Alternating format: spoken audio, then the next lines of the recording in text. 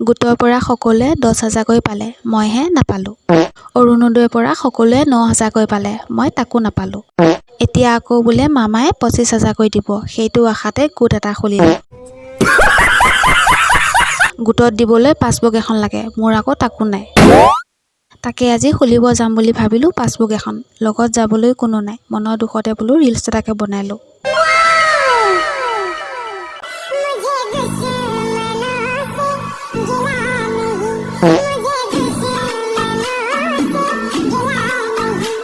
ৰিলছটো বনাই নহ'লেই, লগৰ এজনীয়ে ফোন কৰিলে, বোলে হ'ল নে নাই ওলাই বুলি। ৰিলছটো আধাতে সামৰি ওলালোঁ ধুমাধুমি কৰি। এইবাৰ 25,000 পাম বুলি মনত এবাৰ মোৰ বহুত ফূৰ্তি। পিছে টেংটেঙীয়া ৰ'দত গাড়ী নাপাই দুইজনীয়ে আহিলোঁ খোজকাঢ়ি।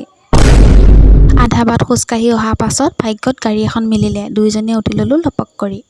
আহি পালোঁ আমাৰ চাৰিআলি। আজি আকৌ বেংকত বহুত মানুহ ভিৰ, কামটো হ'বনে নহ'ব বুলি দুইজনী আহি আছোঁ ধুমাধুমি কৰি। যেনেকৈ নহওক আজি পাছবুক বনামেই বুলি ধুমাধুম আহি ভিতৰ সোমালোঁ। মানুহ কিন্তু বহুত আছিল। তাৰ পাছত মোৰ পাছবুকখন হ'লে, কিন্তু বেচেৰি লগৰজনীহে নহ'লে। তাইৰ কাৰণে ৰখি ৰখি বহি বহি টোপনিয়াই আছিলোঁ। এইবাৰ বোলো নহ'ব, ঘৰত গৈ একেবাৰে শুই দিওঁ আৰু।